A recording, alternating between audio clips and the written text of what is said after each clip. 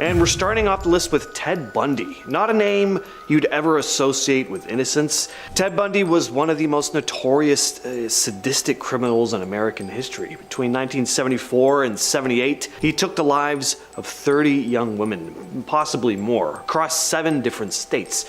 He'd lure his victims using his charismatic personality, taking them to a secluded location before attacking and restraining them, loading them into his car, and taking them away, never to be seen again. Pure evil can often look charming and innocent on the outside, but in Bundy's case, it goes a step further. Bundy actually worked on a hotline that helped prevent people from taking their own lives. Yeah, he was one of the folks taking those calls. Pretty noble work. On the outside, you'd look at someone like that and be like, wow, you're a fantastic person, convincing people to go on living, that it's worth having them here. Incredibly ironic that Bundy spent time talking to people on the phone, convincing them to keep themselves alive, when in his own time he'd ignore his victims' pleas to stay alive. Completely bonkers. At number 9, we have Jim Jones. Jim Jones was one of the most notorious cult leaders in history, responsible for convincing 918 people to take their own lives, and actually a significant portion of those people were forced to do it. He was a charismatic leader who gathered a very large following, but he started showing his dark side, turning what he originally sold as this peaceful, quote-unquote, socialist paradise into a full-on dictatorship. People couldn't even leave the settlement, and he surrounded the place with armed soldiers. Yeah, very democratic. And this all culminated in the aforementioned Jonestown. Before all this madness, though, Jim Jones was known as an outspoken activist. He even worked as the director of the Human Rights Commission in Indianapolis. Depending on people's political views, he would have either looked like a menace or a hero, but I don't think anyone would have predicted things to go the way they did. At least not early on, anyway. Next on the list, we have Dennis Rader. This guy was a Boy Scout leader. He was a member of the Lutheran Church, actually the president of the church council. On the outside, he was a dedicated family man, an upstanding member of the Wichita, Kansas community. He was also a despicable monster. Between 1974 and 91, he took the lives of at least 10 people, possibly more, and he loved what he did so much that he actually gave himself his own nickname, BTK. Just give that a quick Google to find out what it stands for. Not pretty. It's people like this that really test my faith in humanity, gaining everyone's trust, having this outward image of being a good, decent human being, when really it's just a complete facade. It's also cases like this that make me roll my eyes whenever someone goes, oh, but he could never do that. He's not like that. Well, he can, and he did. Finding despicable people with an innocent facade was not difficult. It would have been much harder to form a list of evil people who were always suspected of being so. Number 7, Dr. Harold Shipman. We put our trust into our doctors, helping to keep us in good health and providing care and reassurance in the worst of times. Doctors are often thought of not just as good people, but great people. Highly respected and highly appreciated, most of the time anyway. But reality goes to show that no matter how green and majestic a field is, there's always a bad apple somewhere in there. Dr. Harold Shipman was responsible for the deaths of around 218 patients between 1972 and 1998, and this wasn't due to negligence. These deaths were carried out on purpose, earning him the nickname Dr. Death. He mainly targeted elderly female patients, administering lethal doses of diamorphine and writing off their deaths as old age, or falsifying their medical records to show that they had been in poor health, when in reality they were perfectly fine when they came in. A fellow doctor, Dr. Linda Reynolds, started becoming suspicious of Shipman as he had a high number of patients dying off while in his care. He was arrested in 1998 and convicted for the deaths of 15 patients. He hanged himself in his cell in 2004. Next on the list is John Wayne Gacy. John Wayne Gacy committed heinous crimes while concealing his dark side behind an innocent facade. Gacy was active in his community, often participating in local events and parties as a clown. Now, clowns are often associated with horror nowadays, partially thanks to this creep. But back then, the whole maniacal clown thing wasn't really a thing. as much anyway. On the surface, Gacy appeared to be friendly and charismatic. He was involved in charitable activities and was well liked by his neighbors. But as we all know, Gacy was actually a predator. Gacy would restrain his victims and have his way with them before finally asphyxiating them. He buried some of his victims beneath his house, discarded others in nearby rivers. In 1978, Gacy's crimes were finally exposed when the disappearance of Robert Piest led police to investigate Gacy. They discovered evidence of his gruesome acts, including personal belongings of some of his missing victims and decomposing bodies beneath his house. Gacy was arrested, tried, and sentenced to death in 1980. And in our number 5 spot is Charles Cullen, once again another man in the medical field who betrayed the trust of his patients. Cullen worked as a nurse in multiple hospitals across New Jersey. Over a span of 16 years, from 1987 to 2003, he caused the deaths of a minimum of 40 patients. He would administer lethal doses of medications like insulin to his victims. He deliberately targeted elderly, sick, or vulnerable patients. His motivations still somewhat murky, leading to various speculations. Some believe his actions were driven by a desire for control. Others suggest a warped sense of mercy, with Cullen claiming he was sparing his victims from further suffering. Cullen's malevolent spree went unnoticed for years until a vigilant coworker observed some of his suspicious behavior, and authorities were alerted, leading to his arrest in 2003. In 2006, Cullen was brought to justice and sentenced to 11 consecutive life terms in prison. Next up, we have Nanny DOSS, aka the Giggling Granny. This case always creeped me out. You know who you never expect to try and end your life? A sweet, smiling old lady. If you were all alone with a friendly old granny and God told you someone in the room was evil, you'd probably be the one pleading for forgiveness. DOSS presented herself as a loving and caring woman, but behind her innocent smile lurked something dark and sinister. Over a span of several decades, DOSS poisoned 4 of her husbands, her mother, and several other family members, including her sister and grandchildren. She used various substances like arsenic and rat poison to get the job done, and her outwardly caring and nurturing appearance allowed her to evade suspicion for years. Her crimes finally became known in 1954, though, after the suspicious deaths of her family members raised concerns amongst authorities. Traces of poison were discovered in the victims' bodies, leading to DOSS's arrest. In 1955, Nanny DOSS pleaded guilty to the unaliving of her 5th husband and was sentenced to life in prison. Later in '63, she confessed to her other crimes, providing all the details about her methods and motives. DOSS spent the remainder of her life behind bars, dying in prison in 1965.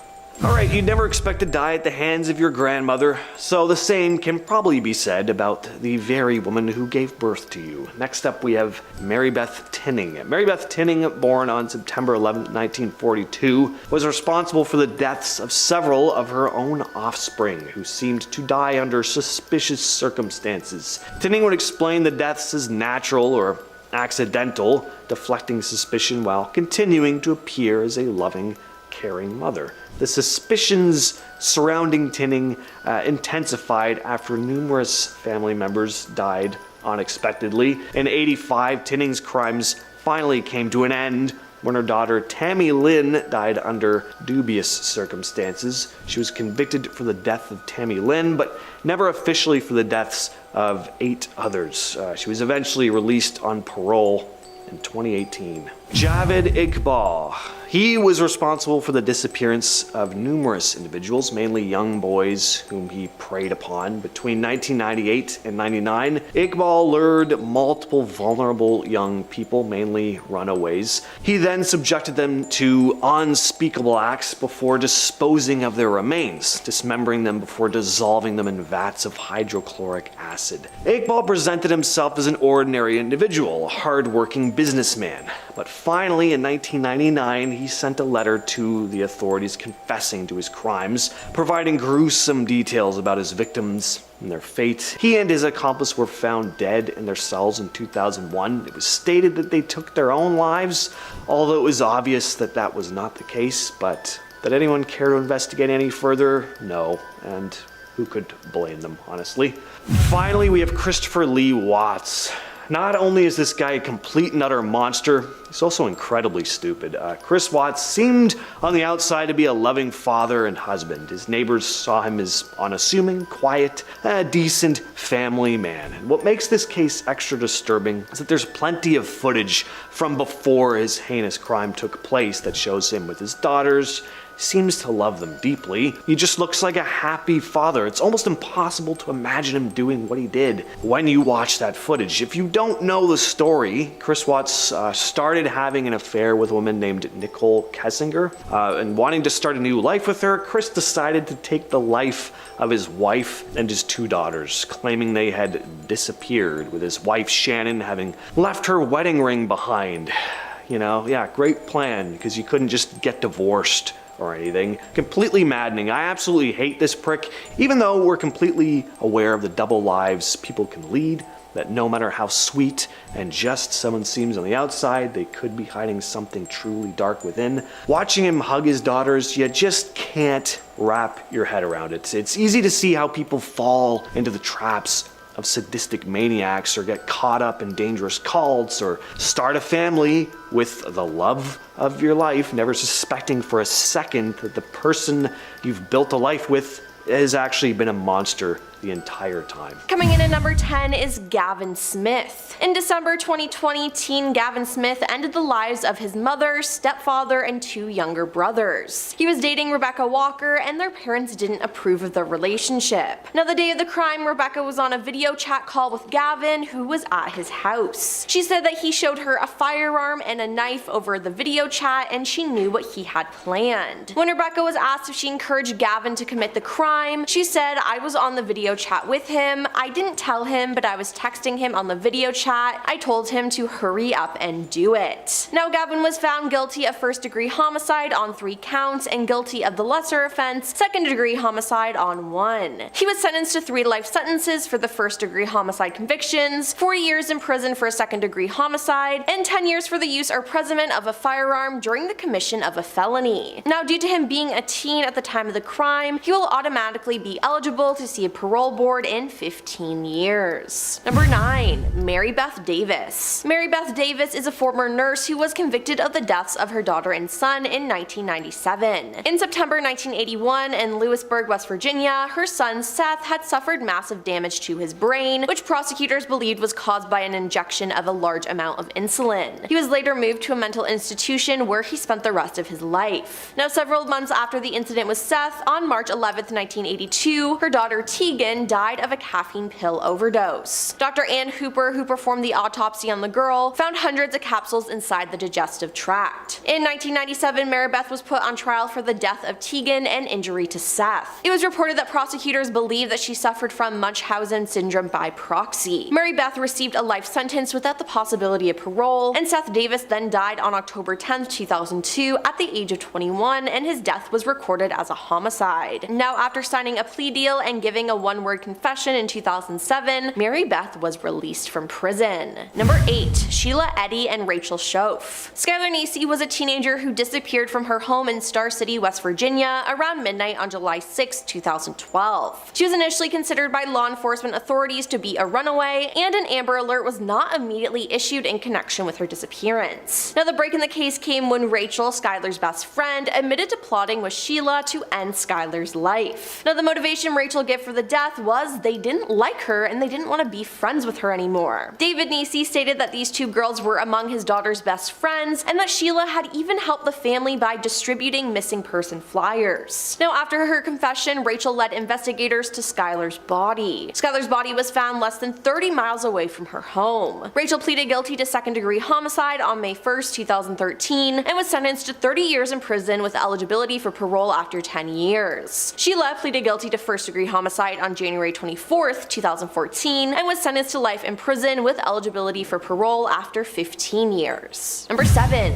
Jody Hunt. On December 1st, 2014, Jody Hunt snapped and ended the lives of 4 people in West Virginia. He wrote a lengthy Facebook post about how brokenhearted he was just hours before the He said, "I am deeply hurt by the events that lead up to this day. I did not choose to have the love of my life go behind my back and sleep with several guys." He adds, "You will not hurt me anymore," and his rant goes on as he thanks Lisa's family. In conclusion, he begs for someone to take good care of his dogs. Jody, the owner of a towing company, ended the lives of his partner, his business rival, his ex-girlfriend, and the woman's new boyfriend. Jody was then found dead of a self-inflicted gunshot wound in his car along US Route 19. Now, despite his death, West Virginia State Police Lieutenant Michael Bayless told the Associated Press that detectives had to sit down and piece all those puzzle pieces together and find out how all of this happened. Number 6. James Childers. On June 1st, 2009, a packet containing letters and an audio tape confession from James Childers was delivered to the Clarksburg police station, most of which consisted of incoherent ramblings, but also had him admitting to committing 5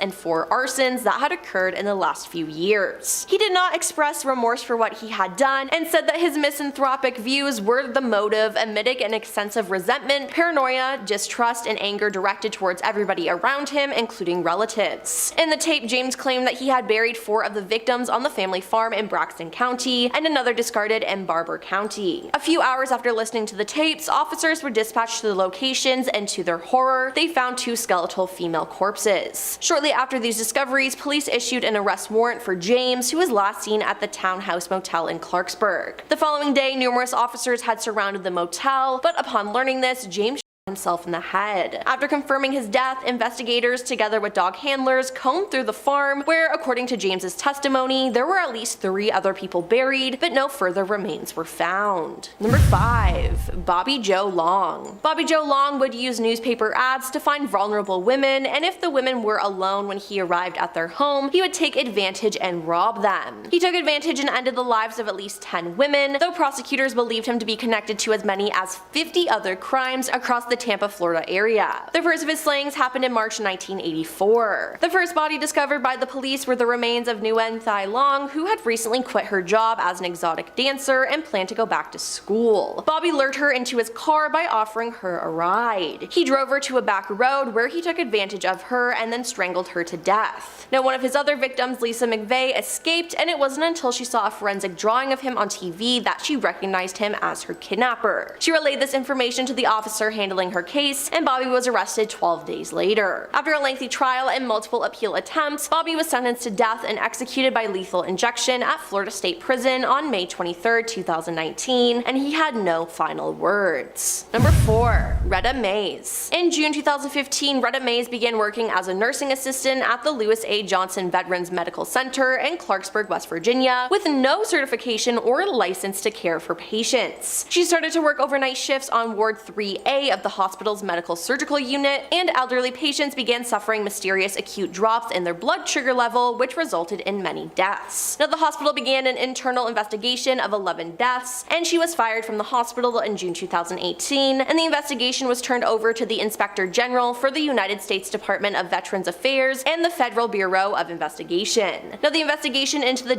lasted over 2 years, and Ruda remained free. She was questioned 3 times during the course of the investigation, and each time she denied any involvement in the deaths. Then in July 2020, she was then arrested and charged with the deaths of 8 individuals. The charges were later reduced to 7 second-degree homicides and 1 count of intent to commit homicide. On May 11, 2021, she was sentenced to 7 consecutive life sentences plus 20 years. Now, in addition to her sentence, she was ordered to pay $172,624.96 to the victims' families, the VA hospital, Medicare, and insurance companies. Number 3. Christa Pike. Christa Pike is the youngest female ever to be sentenced to death in the US when she was just 18 years old. Christa became jealous of her classmate, university student Colleen Slemmer, who she thought was trying to steal her boyfriend from her. Upon a meetup at a secluded location, Colleen was attacked by Christa while her friend acted as lookout. According to later court testimony, for the next 30 minutes, Colleen was taunted, beaten, and slashed, and a pentagram was carved into her chest. Christa then hit Colleen's skull with a large chunk of asphalt, ending her life. Now, Christa kept a piece of her skull and began to show off the piece of of the skull around the school, and within 36 hours the group was arrested. Now soon after her arrest, Christa confessed to police but insisted that they were merely trying to scare her and it got out of control. Christa was charged with first-degree homicide and conspiracy to commit homicide. On March 22, 1996, after only a few hours of deliberation, she was found guilty on both counts. On March 30th, she was sentenced to death by electrocution for the death charge and 25 years in prison for the conspiracy charge. She is currently still waiting on death row. Number 2. Brandon Basham and Chadwick Fulks. Samantha Burns was last seen by her aunt at the Huntington Mall at 6:30 p.m. on the evening of November 11th, 2002. At 9:45 p.m. that evening, Samantha used her cell phone to call her mother and said that she'd been visiting friends at Marshall University Courtyard Apartments but was coming home. Unfortunately, she never arrived home and has never been heard from since. In July 2005, Chadwick Fulks and Brendan Basham pled guilty to a federal charge of carjacking, resulting in death to avoid a possible death sentence. The pair had escaped from Hopkins County Jail in November 2002, and they have said that they carjacked Samantha shortly thereafter and ended her life, though her body has never been found. They are currently on death row for another homicide, that of Alice Donovan from South Carolina. And coming in at number 1 is Eugene Blake. On January 16, 1967, Eugene Blake attacked Donna Jean Ball, and she was able to live long enough to say what she experienced before she passed. Eugene was then arrested, eventually convicted, and sentenced to life imprisonment without parole. Now during his time in prison, he was described as a model inmate, so in 1976, Governor of West Virginia Arch A. Moore Jr. commuted his sentence to life with parole for his good conduct while being incarcerated, and in February 1979, Eugene was paroled. Then in March 1982, he came across the car of Mark Withers and a girl whose name has not been disclosed. He went up to them and knocked on the window and started screaming. When Mark rolled down the window, Blake ended up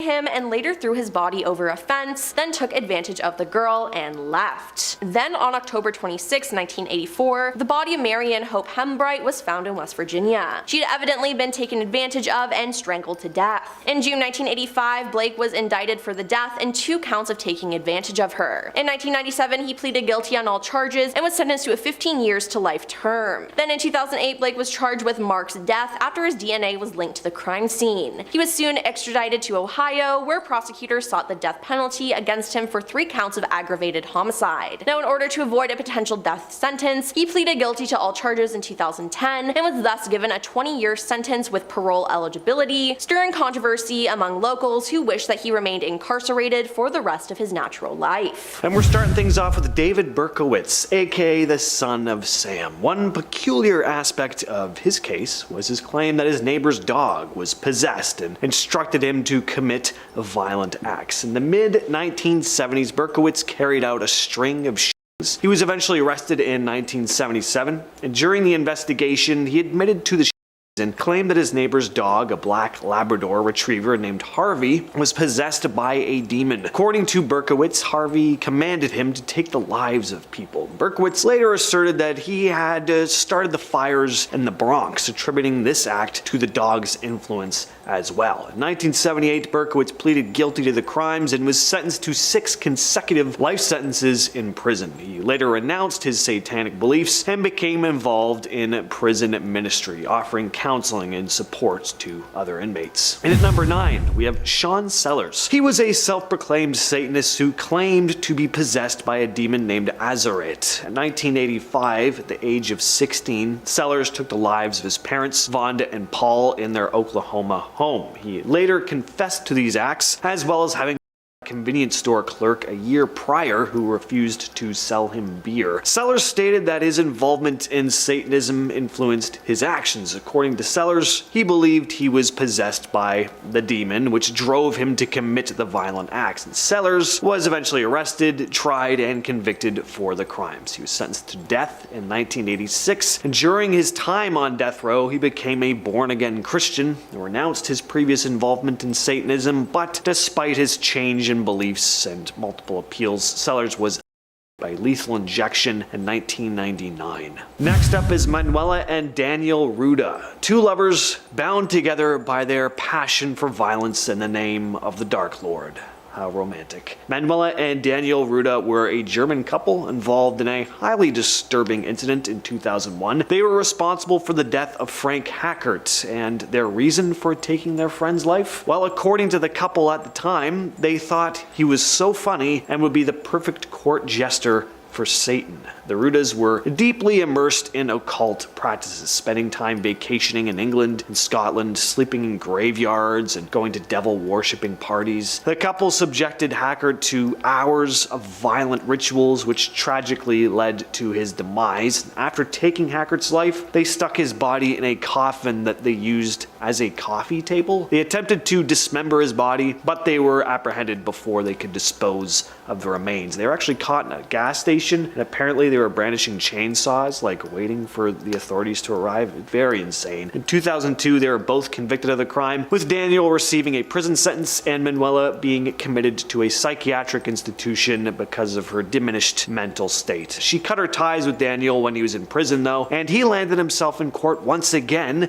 years later when he apparently attempted to hire a hitman to take her out. True love at its finest. As insane as all this is, using a coffin for a coffee table, that is actually an awesome idea. I am taking note of that. Number 6, the Beasts of Satan. The members of the Beasts of Satan were primarily young individuals in the metal scene in Soma, Lombardo, Italy. They shared an interest in Satanism and the occult, and they believed in ritualistic practices influenced by the darker aspects of satanic worship. One night in January of 1998, after hanging out at Midnight Pub listening to heavy metal music, 3 members, Andrea Volpe, Nicola Sapone, and Mario Muccione, lured 2 of their friends out into the woods and took their lives in a ritualistic sacrifice. They buried their bodies in the woods and then danced on their graves, chanting, "Now you're both zombies. Try to get out of this hole if you dare." Might have sounded catchier in Italian. The group got away with this initially. Authorities didn't look into the 2 teens' disappearances because they were a couple, and police were like, "Oh yeah, they probably ran off together."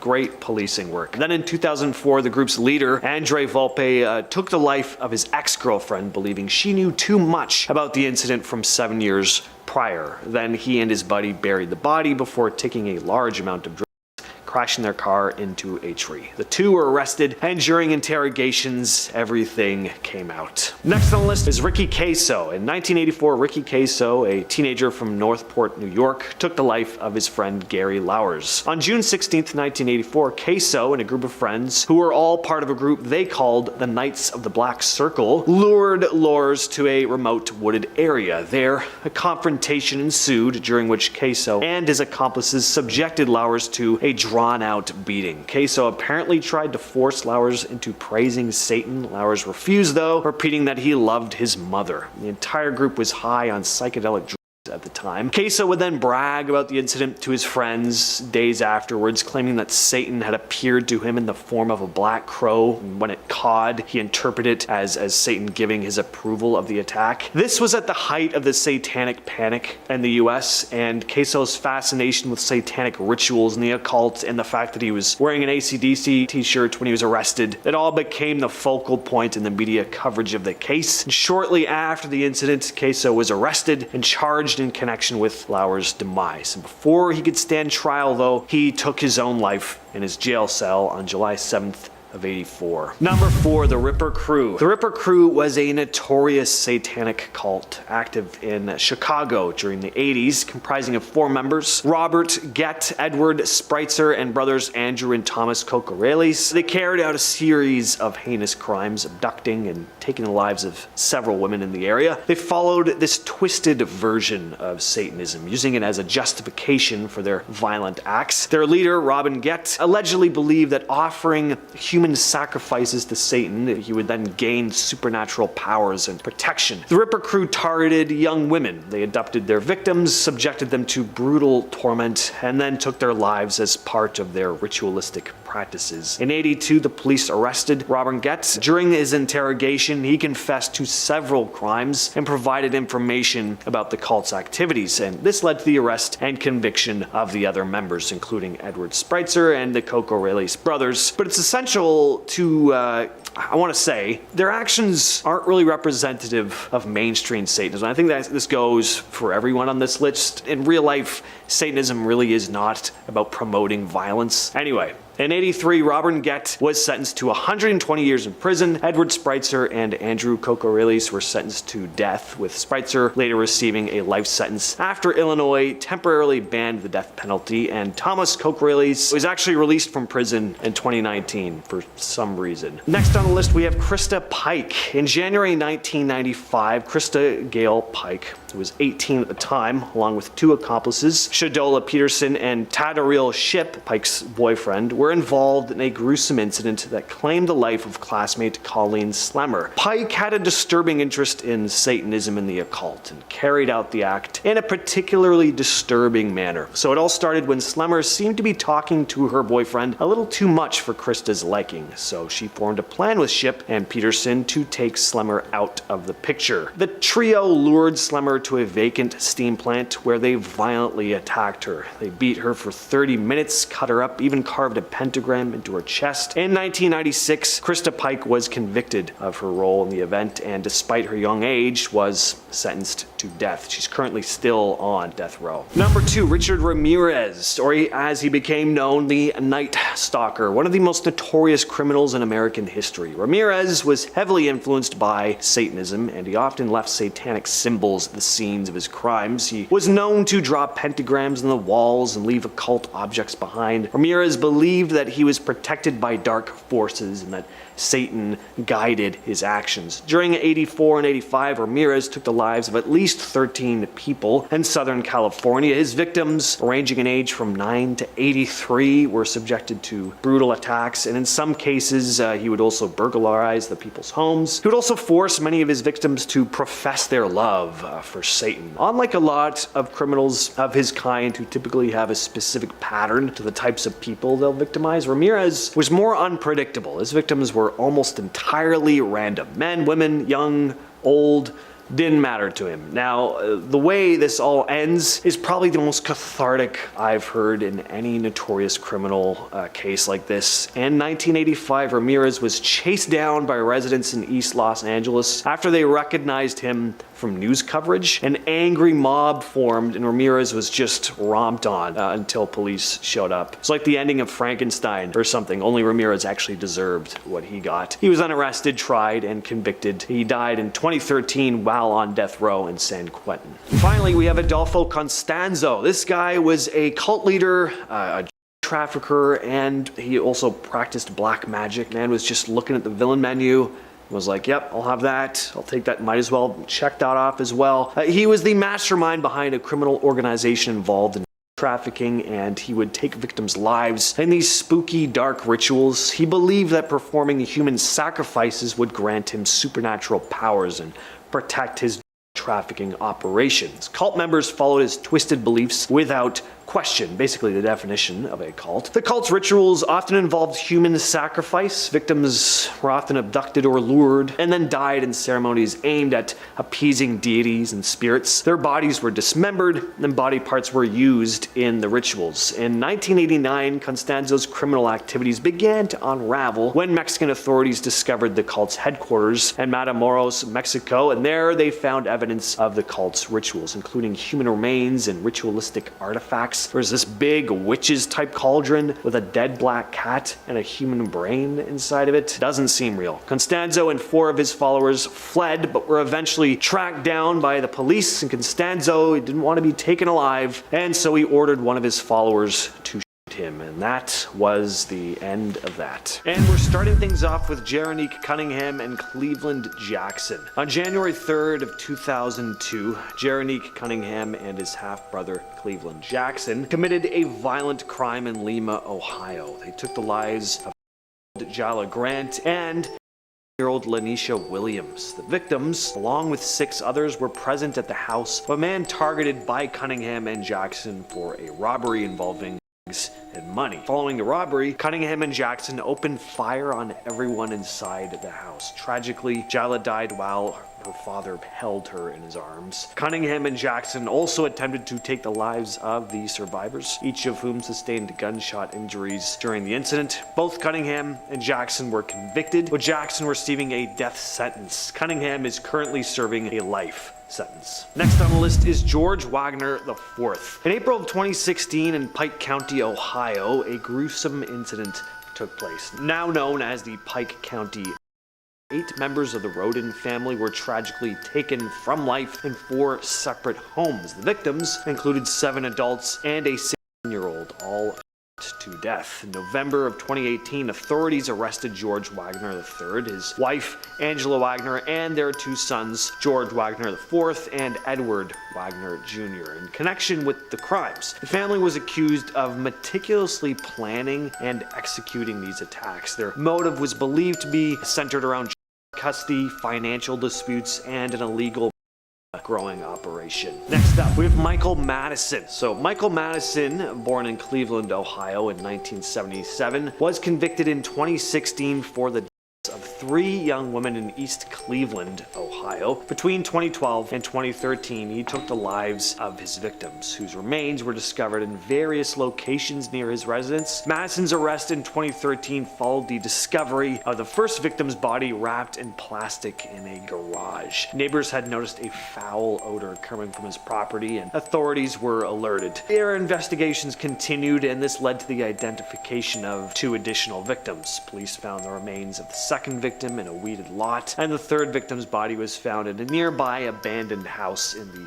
basement. During his trial, Madison actually smirked, causing a father of one of the victims to lunge at him in anger. Luckily, that man was released without charges. Madison was found guilty of multiple charges, including aggravated and kidnapping. In 2016, he was sentenced to death for his crimes. Next up on the list is Donald Hoffman. Donald Hoffman was convicted of taking the lives of 4 men over the Labor Day weekend in 2015. He was sentenced to 4 consecutive life terms. The victims, Freeland Hensley, 67, Gerald Smith, 65, Billy Jack Chapman, 55, and Darrell Lewis, 65, were residents of Bucharest, Ohio. Hoffman admitted to his crimes, stating he committed the acts to fund his addiction. And during the slayings, Hoffman used various methods of violence. He beat Hensley with a frying pan, strangled Smith with an electrical cord, struck Smith in the head with a bottle, strangled Lewis with shoelaces, and attacked Chapman with a pry bar. Hoffman stole the victim's debit and credit cards, spending over $2,100 on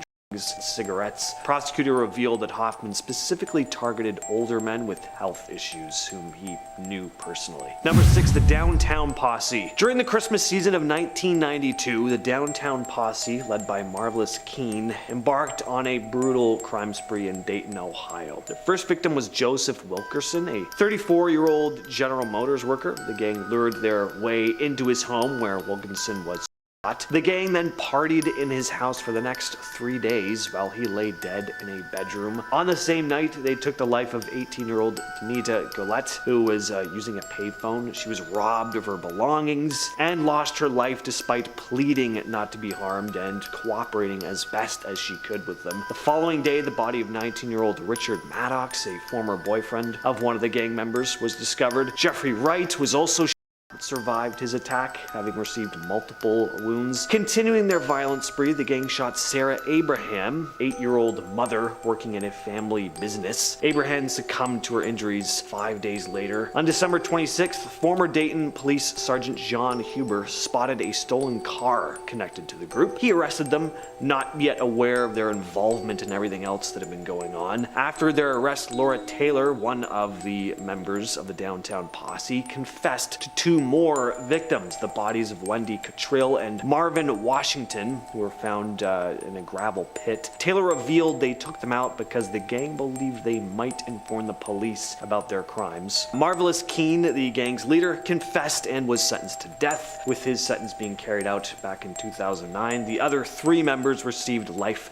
prison sentences. Next on the list is Edward Edwards, which is just the dumbest name I've ever heard. Just laziness on his parents' behalf, but that's all this guy really deserved. Born in 1933, Edwards' criminal activities started at a young age with burglaries and frauds. He was arrested multiple times over the years for various offenses, including arson, robbery. In 1961, he was convicted of arson and spent several years in prison. After being released, though, Edwards took the lives of several people, including his own adopted son. He took the lives of 2 different couples in the 70s, and in 1992, he ended the life of his adoptive son, Donnie Boy Edwards, committing the crime for financial gain in order to collect his $250,000 life insurance policy. Edwards' crimes went undetected for many years, allowing him to continue his criminal activities, but in 2009, he was finally apprehended and charged with crimes he committed decades earlier. He was linked to the crimes through advancements in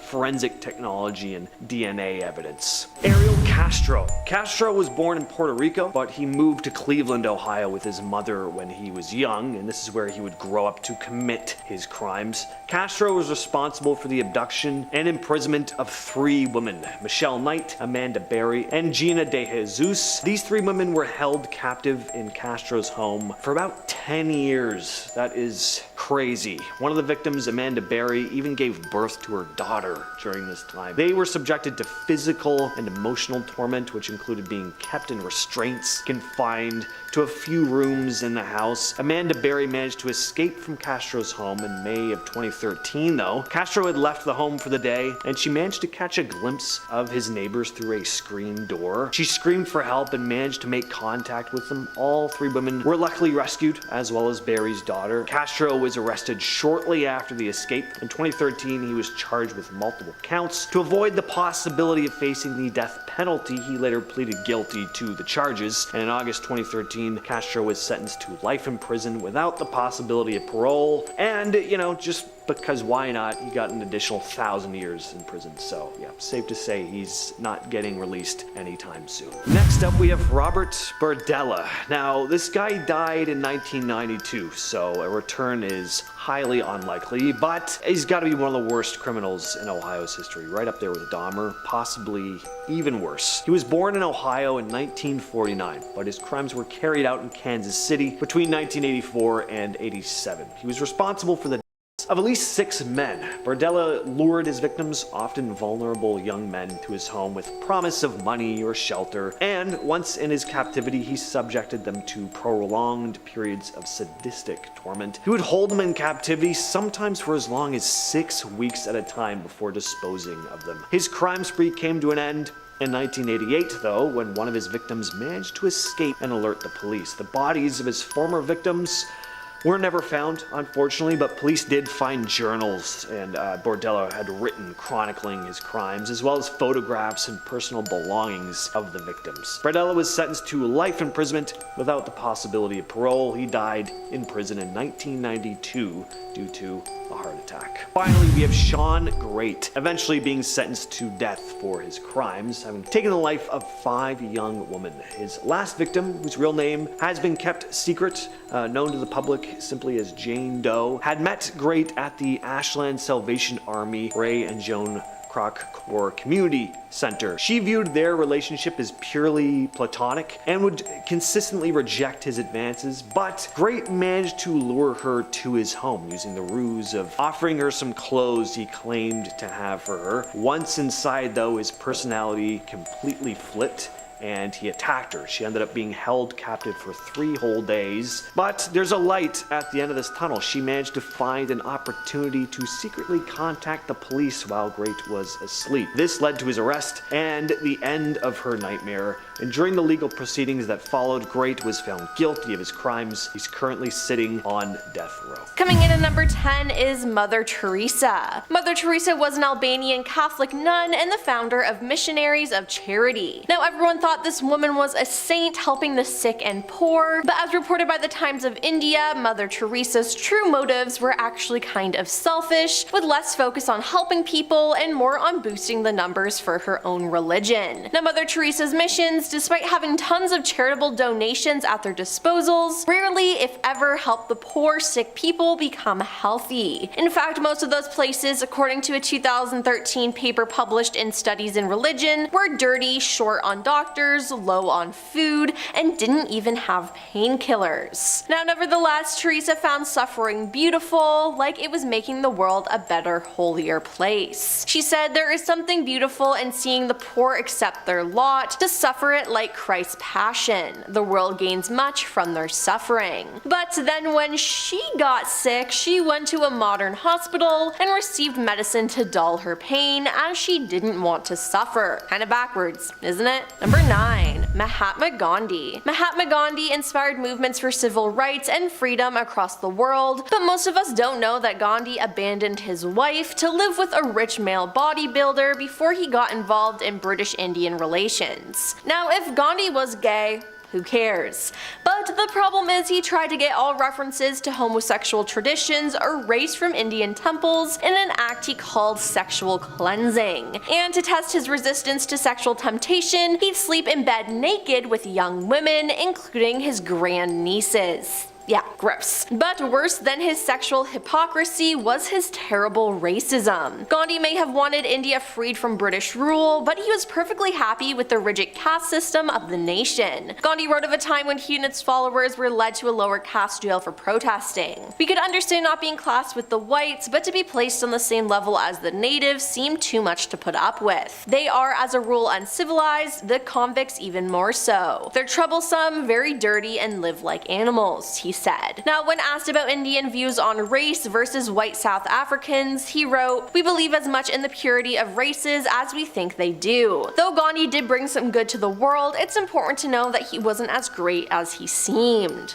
Number 8. Pablo Picasso. Pablo Picasso was a Spanish painter, sculptor, printmaker, and theater designer who spent most of his adult life in France. He is one of the most influential artists of the 20th century, but it seems like the only good thing he did for the world was create art. His granddaughter Marina Picasso wrote of his treatment of women. Once they were bled dry, he would dispose of them. The Guardian reported that 45-year-old Picasso enjoyed watching underage Marie Therese Walter, with whom he had a sexual relationship with, physically fight his other girlfriend, surrealist photographer Dora Maar, who was 30 years his junior. Now, he also drew pictures that showed someone who looked a lot like Marie Therese being mistreated by a minotaur figure that represented himself. Now, according to Paris Review, he told his mistress after Dora, artist Francois Gillet, "Women are machines for suffering." Now, he also threatened to throw Francois from a bridge, who was 21 years old at the time, and Picasso was 65 when they began their affair. Now, after they broke up, Picasso tried to ruin her reputation, but Francois was undeterred. Now, she later wrote a searing memoir about their relationship, and due to their relationships with him, Marie Therese took her own life, as did Picasso's second wife, Jacqueline. Number 7. Coco Chanel. Coco Chanel is one of the world's most influential fashion empires, named after the famous French designer who originally founded the company. Chanel liked the high life, and it was known to associate with British aristocrats, French politicians, and German military officers in Paris during the Second World War. Now, when the war broke out, Chanel secured lodging at Paris Ritz, and after the fall of France, many officers ended up living there as well, where she had many different relationships with them. Now, it's said that Coco Chanel was more than likely a spy for Germany, as the evidence appears to skew strongly in favor of Chanel at least doing some information gathering for the National Socialists. Apparently, as business savvy as she was anti-Semitic, Chanel possibly took advantage of the Germans' anti-Semitic laws. After the Germans retreated from Paris in 1944, Chanel was under investigation as a collaborator, but a lack of evidence at the time prevented her prosecution. Now, according to Newsweek, some historians have suggested that one of Chanel's high-profile pals, British Prime Minister Winston Churchill, in intervened on her behalf. Number 6. Henry Ford. Henry Ford was one of America's greatest entrepreneurs and innovators, a man who literally changed the world. Now, he not only transformed the way people could get around by selling cars everyone could afford, but Ford also revolutionized the industry by creating the moving assembly line. Now, this was amazing, but Henry also hated Jewish people. As even the Henry Ford Museum says, Ford's anti-Jewish sentiments ran deep. Now, he bought a local newspaper in 1918, the Dearborn Independent. 2 years later, the Independent began publishing Ford's anti-Semitic views. He would later publish his Jew-bashing articles together as The International Jew, the World's Foremost Problem, which would go on to sell millions of copies and be translated into a dozen languages. Now, to make things worse, that certain German leader, who I cannot name, referred to Ford as the only man in America uncorrupted by Jews, saying only a single great man, Ford, to their fury, has maintained full independence. Now, that leader also gave an interview to a Detroit news reporter in 1931, and the reporter asked him about the large portrait of Ford the soon-to-be dictator had in his office. "I regard Henry Ford as my inspiration," was the reply. Now, if that isn't the biggest red flag, I don't know what is. Number 5.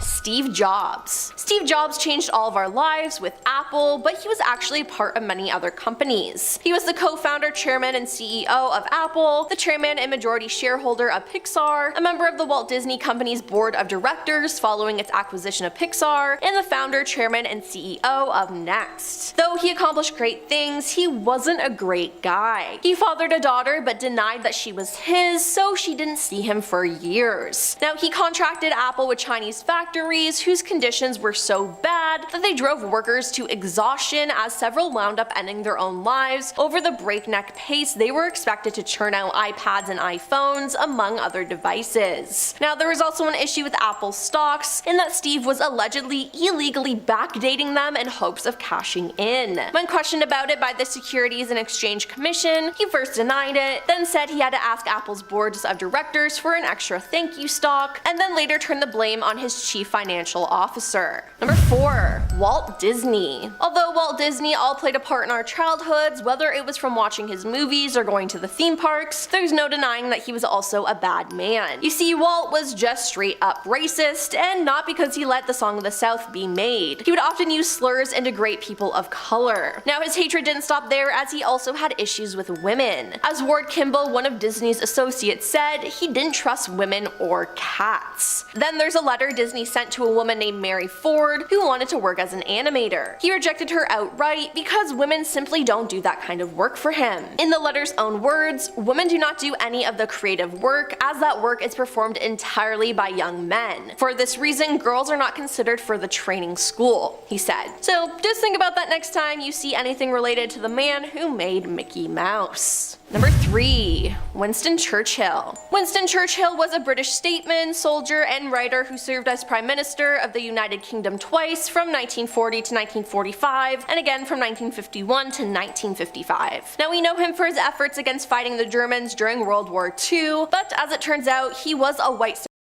who had way more in common with his enemies than history wants to let on. According to Richard Toye's book Churchill's Empire, young Churchill took part in what he called a lot of jolly little wars against barbarous peoples in Africa, and believed they were violent against the British not because the Brits were invading their land, but because they had a strong aboriginal propensity to kill. Later, when he joined Parliament, Churchill advocated war against minorities, and then there was Gandhi's quest to free India from British rule. Now, Churchill didn't like that, calling for Gandhi's death shortly after he rose to prominence in the late 1920s. Now, it wasn't just Gandhi though, as Churchill openly admitted, "I hate Indians. They are beastly people with a beastly religion." In 1943, in between speeches about never surrendering, he refused to help India survive a severe famine that ultimately ended the lives of around 3 million people. Now, Churchill blamed the Indians, saying it was all their fault for breeding like rabbits. And coming in at number 1 is Dr. Seuss. Dr. Seuss was an American children's author and cartoonist, and he's known for his work writing and illustrating more than 60 books. Personally, my favorite book of his is Oh, the Places You'll Go, but as he wrote these books, he also had a dark side. Dr. Seuss, like many Americans during World War II, contributed to the war effort in his own way by creating racist propaganda that attacked American Japanese enemies. Seuss was contracted by the government to produce educational cartoons for the troops, and for this he was given full artistic license. Much of his material depicted the Japanese with horrifically offensive caricatures, and the messages they contained were problematic. Now, World War II wasn't the only occasion for which Dr. Seuss produced racist cartoons, as he continued on making offensive drawings of African and Chinese people. Now, besides being racist, he also treated his wife horribly. Throughout the course of their 40-year marriage, his wife Helen struggled repeatedly with her health, and for more than a decade leading up to her death, she was partially paralyzed. Now, at the time of her passing in 1967, she was stricken with cancer, and rather than, I don't know, standing by his wife, Seuss began an affair with Audrey Stone Diamond. Now, the affair left Helen absolutely heartbroken and ultimately contributed to her death. Shortly after Helen learned of her husband's affair, the couple's longtime housekeeper found Helen's lifeless body with an empty prescription pill bottle nearby. Ultimately, Dr. Seuss's cruel infidelity in the face of his wife's illness caused her to take her own life. So yeah, just think about that the next time you watch The Grinch at Christmas time. Coming in at number 10 is Nikolai Yof. Nikolai Yof was a Soviet secret police officer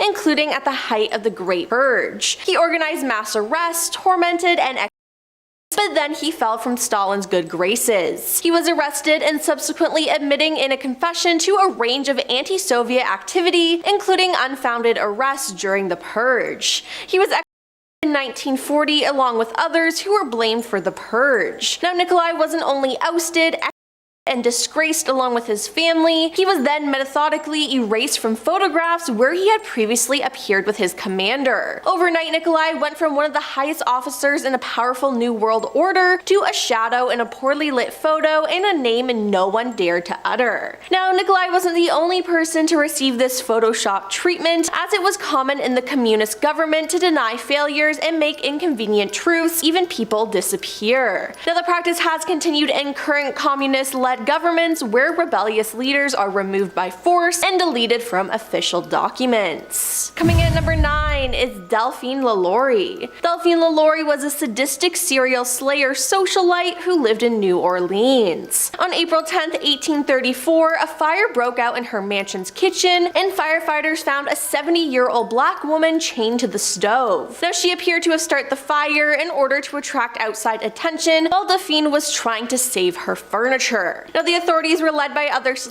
to the attic, and they were shocked. Disfigured and maimed slaves were chained to the walls or floors. Several had been subjects to medical experiments, most likely performed by her husband, who was a doctor. One man appeared to be part of some bizarre change. A woman was trapped in a small cage with her limbs broken and reset to look like a crab, and another woman with arms and legs removed and patches of her flesh sliced off in a circular motion to resemble a caterpillar. There were claims that an elderly man had his face so beaten it was indistinguishable, and one woman had her back wounded to the point where her bones were visible. Some had their mouths sewn shut and starved to death, others had their hands sewn to different body parts, and most were found dead, and the remaining that were alive were begging to die to be released from the unbearable pain. Now, Lori and her husband fled by boat before she could be brought to justice, leaving the butler, who also participated, to face the wrath of a mob that had gathered outside. Number 8.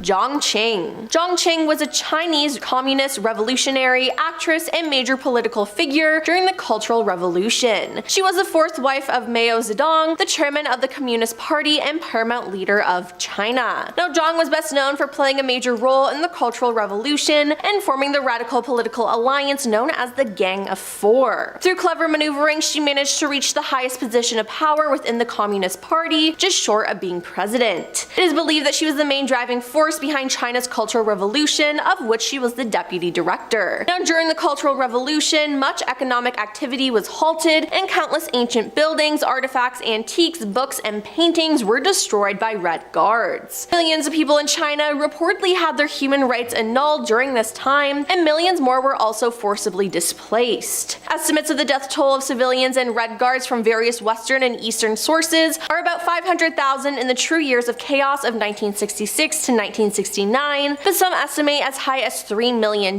with 36 million being prosecuted. Number 7. Jang Song Tae. Jang Song Tae was the uncle of the current dictator of North Korea, Kim Jong-un. He was more focused on following in the ways of his brother, Kim Jong-il, something that the new dictator didn't agree with. Now, at the beginning of his rule, Kim Jong-un was still considered quite young for his political position, and some of his choices were questionable at best. Seeing that his uncle didn't agree with him, he had him tried by a special military tribunal and by a firing squad. Now, after his Kim ordered all media outlets within North Korea to remove any sort of record of him, and that included any sort of pictures or information from history books. Number 6. Peter Burnett. Peter Burnett was an American politician who served as the first elected governor of California from December 20th, 1849 to January 9th, 1851. Now, in 1848, he moved to California during the height of the California Gold Rush. He was appointed to serve on the Supreme Court of California, and even though he had enslaved 2 people, to make California a state, instead pushing for a total exclusion of African Americans in California. Governor Peter signed into the law the so-called Act for the Government and Protection of Indians, which enabled the enslavement of Native Californians and contributed to their He declared in an 1851 speech that a war of extermination will continue to be waged between the races until the Indian race becomes extinct must be expected. While we cannot anticipate the results, but with painful regret, the inevitable destiny of the race is beyond the power and wisdom of man to avert. Now, efforts by federal negotiators to preserve some native land rights were fought by the administration of Peter, who favored the elimination of California's indigenous peoples. Now, he also passed the Foreign Miners Act, which taxed only Chinese and Mexicans, deliberately designed to drive them out of the gold fields. Now, a wave of violence against them took place before and after. Number 5. H.H. Holmes. H.H. Holmes was a con artist who liked to take the lives of people. Until his execution in 1896, he chose a career of crime, including insurance fraud, 3 to 4 illegal marriages, horse theft, and ending the lives of many. He claimed to have ended the lives of 27 people before he was arrested, tried, and executed. He constructed a hotel of horrors, later known as the Castle, to target guests visiting the Windy City during the 1893 World Fair. Now, the building was equipped with soundproof rooms and had gas lines that could be used to asphyxiate guests. It also had trap doors and a secret series of tunnels that Holmes could use to spirit away their bodies, which he was believed to have dissected and sold. Now, in the basement were a dissecting table, stretching rack, and industrial oven. On May 7th, 1896, Holmes was and in 2017, amid allegations that Holmes had in fact escaped execution, his body was exhumed for testing. Due to his coffin being contained in cement, his body was found not to have decomposed normally. His clothes were almost perfectly preserved, and his mustache was found to be intact. Now, his body was positively identified by his teeth as being that of Holmes, and he was then reburied. Number 3. General Yahya Khan. General Yahya Khan was a Pakistani military officer who served as the 3rd president of Pakistan from 1969 to 1971. Now, he also served as the commander-in-chief of the Pakistan Army from 1966 to 1971. Now, along with Tika Khan, he is considered the chief architect of the 1971 Bangladesh genocide. Yahya Khan's presidency oversaw marital law by suspending the constitution in 1969. Holding the country's first general election in 1970, he delayed the power of transition, and in March 1971, Khan ordered Operation Searchlight in an effort to suppress Bengali nationalism. This led to the Bangladesh Liberation War in March 1971. Now, Khan was central to the perpetration of Bangladesh in which around 300,000 to 3 million Bengalis died and between 200,000 to 400,000 women were taken advantage of. In December 1971, Pakistan carried out preemptive strikes against the Bengali allied Indian Army, culminating the start of the Third Indian-Pakistan War. Now the wars resulted in the surrender of Pakistan, and East Pakistan seceded as Bangladesh. After Pakistan's surrender, Khan resigned from the military command and transferred the presidency. Khan's short regime is regarded as the leading cause of the breakup of Pakistan. He is viewed negatively in both Bangladesh, being considered the chief architect of and in Pakistan. Number 2. Pol Pot. Pol Pot was a Cambodian revolutionary, dictator, and politician who ruled Cambodia as the Prime Minister of Democrat Kampuchea between 1976 and 1979. He was a leading member of Cambodia's communist movement, the Khmer Rouge, from 1963 to 1997 and served as General Secretary of the Communist Party of Kampuchea from 1963 to 1981. Now his administration converted Cambodia into a one-party communist state and perpetrated the Cambodian genocide. Pot planned to turn Cambodia into a simple, agrarian, and socialist society. He forced the urban population, such as teachers, doctors, and other professionals, into the countryside, onto collective farms, and executed anyone who complained or broke rules by a pickaxe. There was more than 150 detention centers for any dissidents. S-21, the most notorious one, had 7 survivors out of 20,000. Others were taken to fields, and buried in mass graves. Now he also outlawed religion, most reading, money, anything private, and strictly governed sexual relations, vocabulary, and clothing. Out of a country of not even 10 million people, it's estimated up to 3 million people died in just 3 years. Number 1. Queen Ravaloa. Queen Ravaloa was known as the Mad Queen of Madagascar, and I feel like that explains a lot.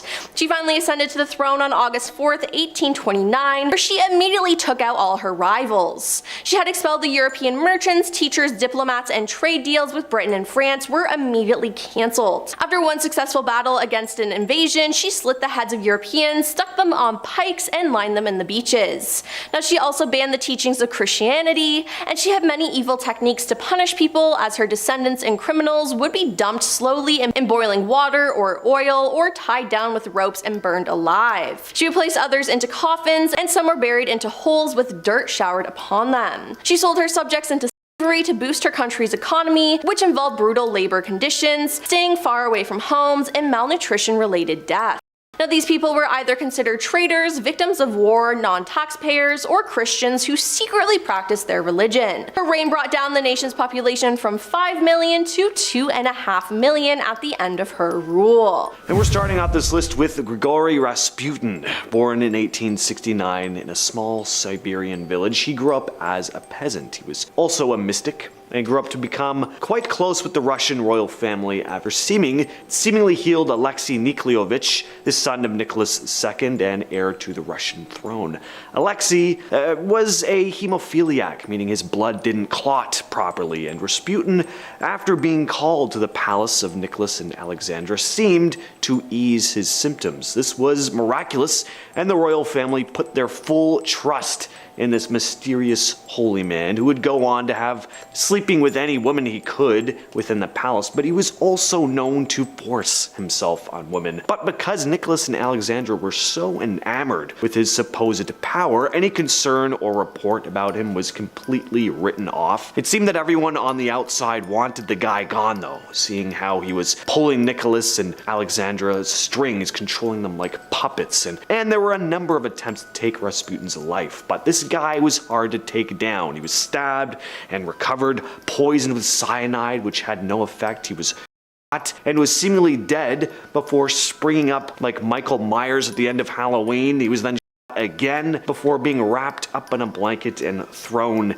in a river where he finally drowned. Number 9. Gilles de Rais. Born in 1404, Gilles de Rais was a French nobleman and a respected military leader, but he had a secret life. He was responsible for viciously taking the lives of countless young ones and was said to be a practitioner of black magic and conducted occult rituals, leading many to believe that he possessed otherworldly abilities. This guy was an absolute monster. If you want to talk about true evil, This is it right here. His servants, mostly young men, very young men, and other young ones around his castles, started going missing, and rumors started to spread that Gilles de Rais was disposing of them, something that turned out to be true when witnesses began seeing servants disposing of bodies. Many were afraid to speak out against him, though, due to the immense gap in class that was present at the time. He was finally arrested in 1440, though, and under the threat of excruciating punishment, he admitted to his crimes, actually revealing that he would take the lives of his victims in these dark, occult-like rituals. Next on the list, we have Elizabeth Bathory. Elizabeth Bathory, born August 7th, 1560, was a Hungarian noblewoman notorious for being one of the most prolific female serial killers in history. She's often remembered as the Blood Countess because of her horrifying crimes. Bathory was accused of tormenting and taking the lives of numerous young females. Her methods included severe beatings, burning, and disfigurement. And what she's most famous for, though, was her belief that bathing in her victims' blood would preserve her youth. It's said that she may have taken the lives of hundreds in her quest for eternal beauty. Her actions eventually caught the attention of authorities. In 1610, she was arrested and her accomplices were put on trial, and the accounts from witnesses and survivors painted a very chilling picture of her cruelty. She was never officially tried in court, but was confined to a windowless room in her castle until her death in 1614. Number 7, Aleister Crowley. Crowley, born in 1875, was an English occultist and ceremonial magician, founded the religion of Thelema. He was a prominent and very controversial guy, especially at the time, known as the Great Beast 666. He was an occultist, writer, and ceremonial magician, a man of many mysteries and oddities. Crowley was known for more than just his eccentric lifestyle, though. One of the big questions surrounding him is whether he actually had any mystical powers or was just really good at talking the talk. Crowley wasn't shy about bragging that he could communicate with supernatural beings. He claimed to have a direct line to a being named Aiwass, who supposedly dictated to him the book of the law, basically the Bible of Thelema. Then there's the curious case of his rituals. Crowley was all about strange ceremonies, often involving weird symbols and chants, and even some bizarre sexual practices. As to whether he was evil, I mean, some would definitely say he was, but yeah, certainly not like most of the others on this list. Like this next guy, for example. And at number 6, Thug Behram. Thug Behram, born in 1765, became infamous as the ruthless leader of the Thuggee cult in India during the 18th and 19th centuries. The Thuggee were a secret criminal society that specialized in robbery and targeting unsuspecting travelers. What made the Thuggee particularly sinister was their method of operation. They would often befriend and gain the trust of their victims on the road, only to then strangle them with a rummel, a cloth, and this kind of ritualistic fashion, allowing them to carry out their crimes discreetly. Behram was one of the most notorious Thuggee leaders, believed to have taken the lives of hundreds. He actually admitted to witnessing 931 people die right in front of him, and that's not even counting the ones he had a direct hand in. Under his leadership, the thugs terrorized India for years with a well-organized network that spanned the country. He was eventually captured and put to death in 1840. Next, we have H.H. Holmes. Holmes was born in 1861 in Gilmanton, New Hampshire. Although he was highly intelligent from a young age, he displayed all your classic disturbing signs early on. He would capture and animals, cutting into them and performing strange experiments. Holmes, whose real name was Herman Webster Mudgett, not quite as intimidating sounding, committed crimes that were as horrifying as they were calculated. He constructed this nightmarish castle in Chicago, specifically equipped with secret passageways and soundproof rooms and gas chambers, which were all made to assist with his gruesome crimes. He would lure numerous victims, mostly young women, surprise, surprise, into his property, and once inside, they came face to face with unimaginable horrors, including excruciating torment, asphyxiation, and dissection. The exact number of his victims isn't 100% known, but it could be anywhere from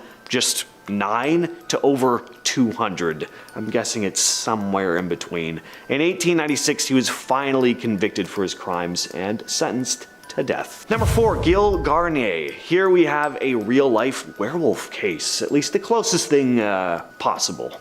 Gil Garnier, aka the Hermit of Saint Benoît and the Werewolf of Dole, was a reclusive man born at some point in the mid-1500s in France. He lived in an isolated home just outside the town of Dole. His new wife moved out to the home with him, and it was at this point that something changed in Garnier. He had always hunted food for himself, but now having to provide for another person, it was difficult, and this started driving a wedge between him and his wife, and he started getting desperate. It was at this point that several young ones in the area started being found mauled to death with parts of their bodies having been eaten. Meaning this had to have been the work of some large animal, right? But it wasn't. It was Garnier. Garnier's crimes came to light when a group of traveling workers had spotted him eating the body of one of his victims in the dead of night. At first, they thought they were looking at a wolf. According to Garnier, he had been hunting one night when a ghostly figure came to him, telling him it would imbue him with the power to transform into a wolf, making it easier for him to hunt. Since that night, he had stalked and hunted a number of young people, most of which died as a result of his savage attacks. He was burnt at the stake in 1574, accused of lycanthropy